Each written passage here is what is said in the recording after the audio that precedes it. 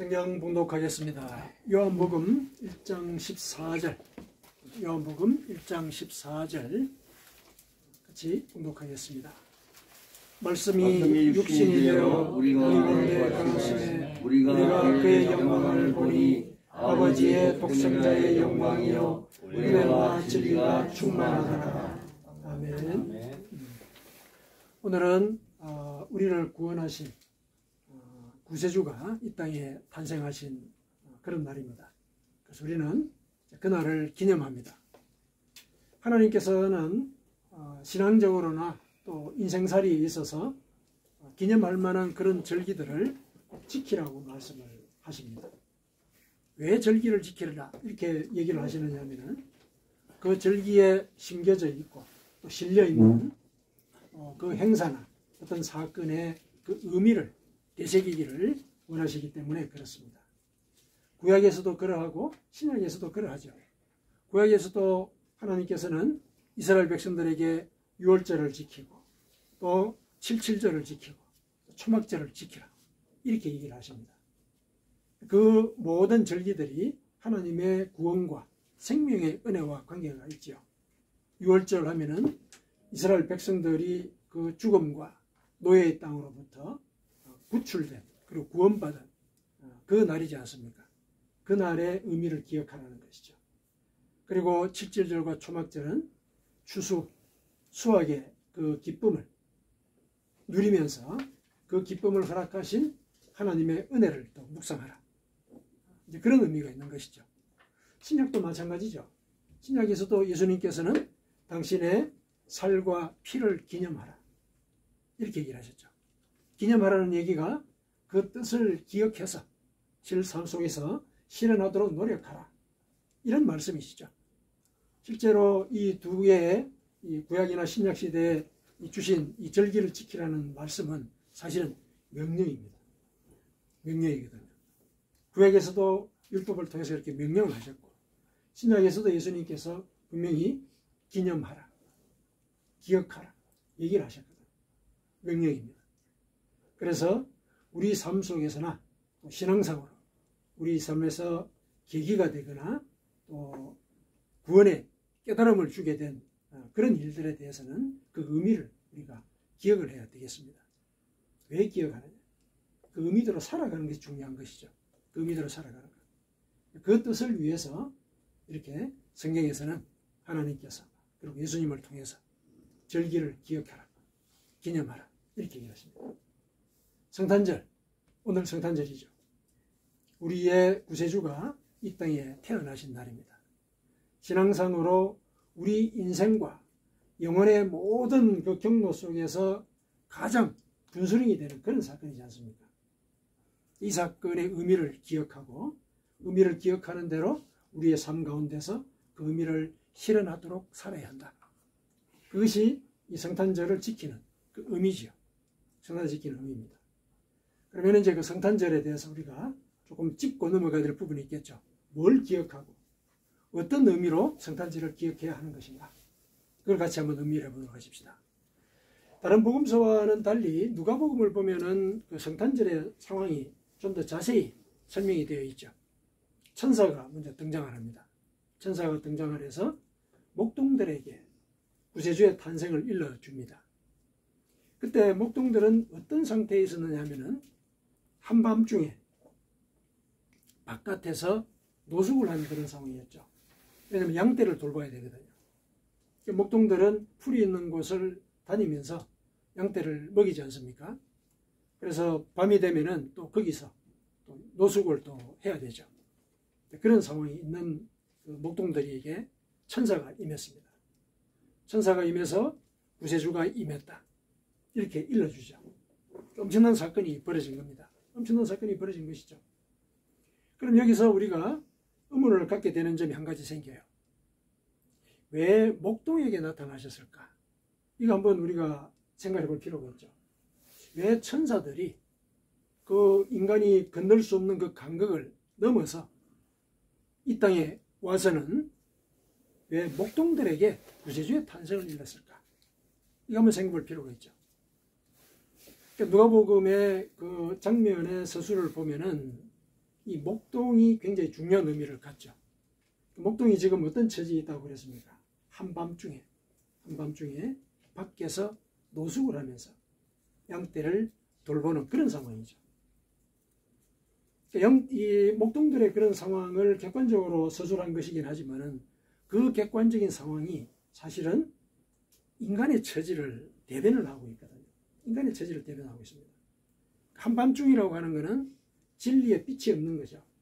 진리의 빛이 없는 그런 상태를 얘기합니다. 인간이 그런 삶 속을, 그런 상황 속을 살고 있다는 거예요. 물론 그 당시나 지금이나 진리라고 얘기하는 것들은 많죠. 하지만은 그 진리가 생명을 구하느냐, 이제 절대성이 있는 진리를 우리가 논할 때는 그 진리가 과연 생명을 보장하느냐, 이걸 갖고 따지는 거잖아요. 근데 그런 인간의 진리가 과연 생명을 구해주더냐, 이런 차원에서 생각해 볼 때 인간이 누리고 있던 그 모든 진리, 또 베풀려고 또 가르치고 배우려고 하는 그 모든 진리는 사실상 상대적인 진리일 뿐인 거죠. 상대적인 진리. 절대적인 진리가 없었던 거예요. 생명을 구할 수 있는 그 진리. 그 진리의 빛이 없는 상태 속에서 인간이 살고 있었던 것이죠. 그게 한밤중인 거죠. 그게 한밤중입니다. 그리고 노숙을 하고 있었다는 이런 조건이 있죠. 노숙을 한다는 게 뭡니까? 보호받지 못한다는 얘기죠. 보호받지 못한다는 얘기죠. 그러니까 생명의 진리가 없으니까 왕좌하면서 사는 거예요. 보호받지 못하는 거죠. 밤이 되면은 사람들은 집에 들어가서 온기를 느끼면서 담 안에서 보호받음의 그 축복을 누리면서 밤을 보내야 되지 않습니까? 목동은 그러지 못하는 거죠. 왜냐하면은 생명을 살리는 그 진리가 없는 상태이기 때문에 보호받지 못하는 거예요. 그래서 영적으로 얘기를 하면은 우리 주변에는 우리를 삼키려는 사자들이 들끓는다 그러지 않습니까? 우리를 삼키려 사자들이 들끓는다. 목동의 상태가 그런 것이죠. 그 밤에 들판에서 노숙을 하다 보면은 해로운 짐승들도 있거든요. 양들을 잡아먹으려고 온단 말이죠. 그런 상태에 처한 것이죠. 인간이 그러한 상태인 거죠. 보호받지 못하는 상태. 진리도 없고 보호받지 못하는 상태. 그 상태에서 양을 쳐야 되는 거예요. 생계를 유지해야 되는 거죠. 살아가야 되는 거예요. 진리도 없고 또 우리를 보살피는, 예를 들면 은혜, 그게 없는 상태죠. 그 상태에서 우리가 생명을 유지하는 그런 삶을 살아가야 한다. 이게 목동들의 삶이고, 그 목동들의 삶이 바로 인간의 보편적인 조건을 대변하고 있죠. 그래서 천사가 이 목동에게 나타나서 구세주의 탄생을 이룬 것은 모든 인간의 조건에게 구세주의 탄생을 선포한 거랑 마찬가지입니다. 그런 조건을 하나님이 해결해 주겠다, 이 선포를 한 거죠. 그 조건. 그래서 너희들에게 구세주가 날 것인데 그 구세주는 너희 인간들에게 진리의 빛이 될 것이고, 그리고 너희들이 애써 노력하지 않았음에도 불구하고 받을 수 있는 보호의 은혜를 베풀겠다. 은혜를 베풀겠다. 그게 바로 그 구세주의 탄생을 천사가 선포한 그 의미거든. 목동들에게 천사가 나타나서 구세주의 탄생을 선포한 이유가 그거예요. 그러니까 구세주의 탄생은 결국 우리를 구원하기 위해서 실제로 구세주가 오셨고, 그 구세주는 우리에게 참 진리와 그리고 참된 하나님의 은혜를 베풀고자 하신다. 그거를 이제 우리에게 알려주신 것이고, 그거를 우리가 기억을 할 필요가 있겠다. 그래서 목동에 나타나신 이유는 그렇게 볼 수가 있습니다. 그 다음에 또 한 가지 의문을 가질 것이, 그렇게 우리에게 진리와 은혜를 베푸시려고 한다면은 바로 메시아의 모습으로 나타나도 되지 않습니까? 그렇지 않습니까? 메시아의 모습 나타나도 되거든요. 명령을 하셔도 돼요. 말씀만 하시옵소서, 그러지 않습니까? 백부장이 친히 오지 않으시고 말씀만 하셔도 은혜와 진리가 우리에게 베풀어진단 말이죠. 근데 왜 아기로 태어났을까? 사람으로 태어난 것도 그러한데 왜 아기로 태어났을까? 이 우리가 의문을 또 가질 필요가 있겠죠. 왜 아기로 태어났을까? 근데 그 아기가 천사의 이런 말에 따르면 구유에 누워 있다, 이렇게 얘기를 하거든요. 구유에 누워 있다. 그러고 보니까 그 구유에 누인 그 아기는 목동하고 처지가 같은 거예요. 목동하고 처지가 같은 거죠. 그러니까 우리에게 태어나신 그 구세주는 우리 인간과 똑같은 조건에서 태어나신 거란 말이죠. 똑같은 조건에서. 성인이면은 목동의 처지, 아기면은 구유에 누인 그 갓난아기, 그런 처지로 이 땅에 오셨던 거죠. 똑같은 인간을 오셨다는 얘기죠. 똑같은 조건을 가지고. 목동이 대변했던 그 인간의 조건과 똑같은 조건으로 이 땅에 오셨어요. 왜 그러셨을까? 왜 그러셨을까? 그야말로 그 자체가 인간을 구원하기 위한 첫 출발이죠. 첫 출발인데 진정한 첫 출발이죠. 인간이 되신 거잖아요. 인간이 되신 거. 인간과 같은 조건. 그래서 인간의 처지를 진실로 공감하는 그런 마음으로 너희들에게 진리와 은혜를 베풀겠다. 이런 얘기를 사실은 그 탄생이 우리에게 일러주고 있는 것이거든요. 실제로 그분은 아기로서 태어났지만은 성인이 될 때까지, 물론 성경에는 구체적인 기록은 별로 없습니다. 그러나 인간으로서 사셨던 것은 우리가 짐작을 할 수 있죠. 왜냐하면 처절하게 고문을 당해서 돌아가지 않았습니까? 똑같은 인간이라는 얘기죠. 똑같은 인간이라는 얘기죠. 그러면은 아기로부터 그 성인이 될 때까지 그 30년의 세월 동안 인간이 겪었던 인생의 희로애락을 아마도 다 겪었을 것이다. 전성에 따르면 예수님은 목수를 하셨다고 이렇게 알려져 있거든요. 나사렛에서 성장 과정을 거치고 그 옆에 도시에 가서 아버지와 함께 그 목수 일을 하셨다고 그래요. 그러니까 이런 직업을 갖고 계셨단 말이죠. 직업을 갖고 있다 보면 여러 사람을 만나게 되고 여러 사건들을 접하게 되고 또 기쁜 일도 있지만은 또 속상하는 일도 있고 그러지 않겠습니까? 그 과정을 다 겪은 거예요. 모든 인간들, 보편적인 인간들이 겪을 수 있는 그 삶의 그 이력들, 희로애락의 모든 과정들, 그걸 다 겪으신 거예요. 그래서 그분이 공생애를 시작했을 때 던져주는 그 말씀이 하늘의 말씀이기도 하지만은 인간의 삶을 온전히 공감하는, 그래서 울림이 있는 그런 말씀이었다는 거죠. 그래서 그 말씀 앞에 사람들이 내가 죄인입니다, 무릎을 꿇고 얘기할 수 있는 그런 일이 벌어진 거죠. 물론 하늘의 그 준엄한 권위로 얘기를 하셨을 때도 우리는 무릎을 꿇을 수밖에 없습니다. 그런데 베드로가 자기 배에서 낯선 청년이, 그때는 아직까지 제자 관계가 아니었거든요. 낯선 청년이 말씀을 전하고 거기에 바로 무릎을 꿇고 제가 죄인입니다, 나를 떠나십시오, 이렇게 얘기한 그 밑바닥에는 우리 인간에 대한 모든 고통과 슬픔과 그리고 소망까지도 다 경험한 그 바탕에서 그 말씀이 나왔기 때문에, 그래서 그 말씀이 하나님의 말씀과 함께 섞였을 때 우리 무릎을 꿇을 수밖에 없는 그런 상황인 것이죠. 베드로가 그걸 증명을 한 거예요. 그래서 구세주로 오셨을 때 아기로 태어나서 이 인생의 희로애락을 다 겪게 하신 그 이유는 진실한 구세주가 되기 위해서 그러신 것이죠. 진실한 구세주.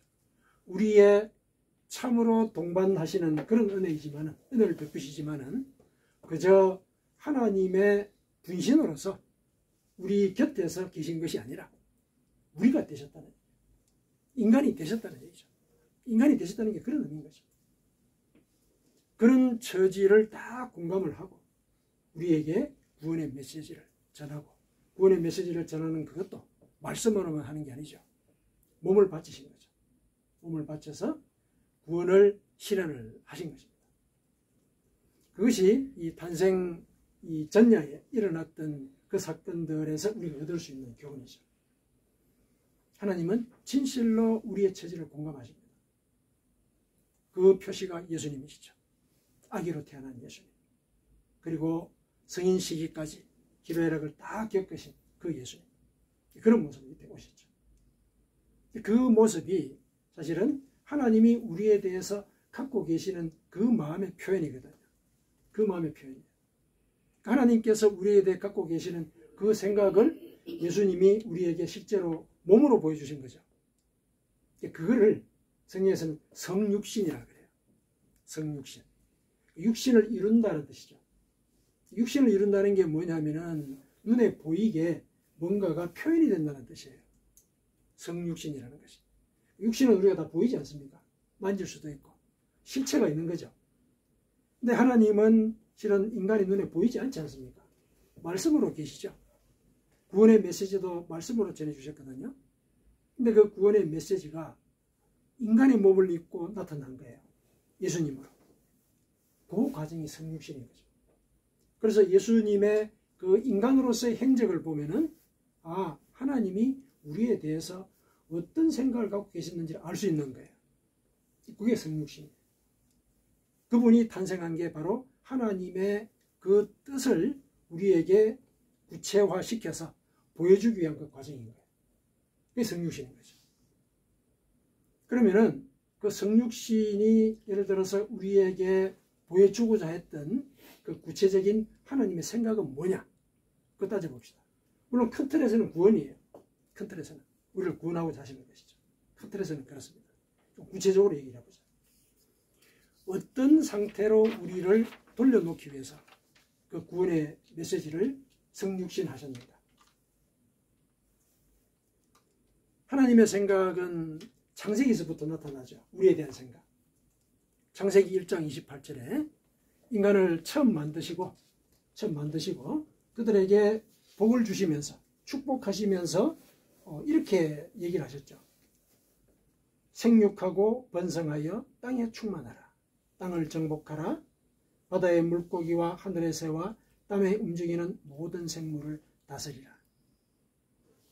이게 우리 인간에게 주신 축복이지 않습니까? 그렇죠? 아담은 이렇게 살았어요. 죄가 없는 상태였기 때문에 이렇게 살았거든요. 근데 죄를 짓고 난 이후에는 이런 영향이 우리에게서 사라졌죠. 사라졌습니다. 없습니다. 예수님께서 이 땅에 오신 것은 처음에 하나님께서 인간을 창조하셨을 때 갖고 계셨던 그 생각, 바로 이 상태를 회복시키고자 하신 거예요. 회복시켜서. 왜 이렇게 얘기할 수 있느냐? 예수님이 그렇게 사셨거든요. 이 땅에 오셔서. 그렇게 사셨거든요. 그분은 이 땅에서 하나님의 은혜로 사람들을 생육하게 하고 또 번성하게 하고 충만하게 했죠. 그리고 땅을 정복하라. 사탄의 지경을 정복을 하신 거죠. 실제로 그렇게 사셨던 거예요. 인간으로서, 참 인간으로서는 그렇게 살 수 있음을 보여주신 거예요. 보여주신 이유는 뭡니까? 나를 믿으면은 너희들도 그런 영향을 회복할 수 있다. 이 얘기죠. 그런 하나님의 뜻을 이렇게 몸으로 보여주신 거예요. 그게 하나님의 뜻이 성육신은 하나의 증거죠. 구체적인 증거죠. 그 다음에 그러면은 이런 뜻을 가지고 있는 그 생각에 깔려있는 하나님의 본래 의도는 뭐냐? 우리에 대한 가지고 있는 본래 의도. 본래 의도는 우리가 늘 얘기하는 그거죠. 너희들을 향한 내 생각을 내가 알고 있다. 당신이 확인하셨어요. 내가 알고 있다. 그 생각은 재앙이 아니라 평안이다. 평안이다. 그리고 미래와 희망을 주는 것이다. 이렇게 얘기를 하셨죠. 예레미야 선지자를 통해서 그렇게 얘기를 하셨죠. 그 생각이 실제로는 예를 들면은 그 창세기 1장 28절에 그 말씀에 밑바닥에 있는 생각이에요. 그 우리에게 평안을 주고자 하시는 거예요. 그래서 그 생각을 우리가 따르고 그 생각대로 살려고 하면은 우리는 이 땅에서 생육하고 번성해서 충만한 삶을 살 수 있는 거예요. 하나님이 그렇게 약속을 하셨고 예수님을 통해서 그렇게 보여주셨거든요. 예수님이 이 땅에 오셔서 보여주신 게 뭡니까? 결국은 평안을 선포하지 않았습니까? 죄를 회개하라. 천국이 가까이 왔다. 천국이 궁극적인 평안이지 않습니까? 선포를 하셨거든요. 그리고 실제로 행적 속에서도 천국을 실현을 하셨죠. 병든 자를 고치시고 줄인 자를 먹이시고 그리고 진리를 또 가르치셨죠. 복음을 선포를 하셨죠. 실제로 그분은 하나님의 그 생각을 실현하시면서 사셨던 분이시죠. 이 땅에서 그렇게 생각을 실현하신 그 뜻은 우리에게 그대로 살 것을 알려주시는 거죠. 인간의 몸을 입고 이렇게 할 수 있다는 걸 보여주신 거예요. 인간의 몸을 입고. 전제는 있죠. 전제는 있습니다. 회개해야 된다는 거죠. 회개해야 된다. 자, 그렇다면은 예수님께서 이 땅에 사시면서 구현하신 그 모든 그 뜻을 요약을 하자면은 바로 목동이 결핍했던 그 진리와 그 은혜예요. 그걸 예수님께서 이 땅에서 구현할 수 있음을 보여주셨고, 나를 믿으면 너희들에게 이것이 베풀어질 것이다 일러주신 거예요. 목동에게 결핍했던 게 진리의 빛이라 그랬죠. 그리고 보호받지 못하는 은혜, 이 보호받을 은혜, 이것이 결핍된 것이었죠. 그것을 하나님은 예전부터 우리에게 평안을 주기로 생각하셨어요. 진리의 빛을 비춰주고, 또 그 진리의 빛을 쫓아서 살아갈 때 내가 보호해 주겠다, 은혜를 내리겠다. 그 은혜는 우리가 뭔가를 했기 때문에 얻는 게 아니에요. 처음에 인간을 만들어 놓고 난 이후에 바로 축복을 하셨지 않습니까? 그 말씀은 뭡니까? 우리가 뭔가를 했기 때문에 그런 은혜를 받은 건 아니란 말이죠. 하나님의 원래 생각이 그렇다는 얘기예요. 원래 생각이. 그게 우리의 죄 때문에 그 하나님의 꿈이 파괴가 된 것이죠. 그거를 예수님께서 회복을 시키려고 한 것이죠. 그래서 회개해라. 죄를 회개해라. 회개할 때 구원을 얻을 수가 있다. 진리의 빛을 비춰준 거죠. 생명을 담보할 수 있는 그 진리를 비춰준 거예요. 그리고 그 진리를 쫓아갈 때 우리의 삶 가운데서 하나님의 나라와 그분의 의로움이 이루어진다는 거죠. 회개하면. 그렇죠? 그러면은 그 후가가 뭡니까? 그 결과가 하나님의 나라가, 그리고 하나님의 의로움이 우리 삶 속에서 실현이 될 때 우리에게 주어지는 그 결과가 뭡니까? 이 모든 것을 너에게 더하실 것이다. 이 모든 것을. 그렇죠. 이 모든 것이 뭡니까? 이 삶의 조건이죠. 삶의 조건들. 다 베풀어 주겠다. 예수님께서는 이 사실을 우리에게 일러주고자 오셨고, 그분의 행적은 바로 하나님의 생각이, 우리에 대한 그 생각이 그러하다는 걸 우리에게 몸으로 보여주신 것입니다. 성탄절은 그 사실을 기억하라는 것이죠. 그 사실을. 제일 요약해서 얘기를 하자면 하나님의 말씀을 쫓아서 회개하는 삶을 살아야 한다. 회개하는 삶을 살아야 한다. 그리고 그 말씀을 쫓아서 살아가는 그 과정 속에서 하나님의 은혜를 경험해라. 성탄절이 우리에게 주시는 그 메시지가 그거예요. 그걸 기억을 하십시다. 그랬을 때 하나님은 우리에게 평안이 되어주시고, 또 평안 가운데 이 땅에서 하나님의 자녀로서 살아갈 수 있도록 길을 열어주십니다. 그 길을 열어주신다는 게 뭡니까? 임마누엘 하나님이라는 뜻이죠. 임마누엘. 우리가 동행하신다는 얘기입니다. 그분이 인간으로 이 땅에 태어나신 그 자체가 임마누엘이죠. 임마누엘의 말 자체가 하나님이 우리와 함께 계시다, 이런 뜻이지 않습니까? 인간이 몸으로 오셨지 않습니까? 우리가 같은 동료가 되신 거예요. 같이 동행한다는 얘기죠. 그걸 몸으로 보여주셨어요. 그렇다면 그분이 하신 말씀은 거짓이 없다. 그분이 말씀하신 대로 그분이 실행하셨으니까 그분이 우리에게 일러주신 그 말씀은 우리에게 진리의 길이고 은혜의 길이다. 이걸 믿으십시오. 아멘.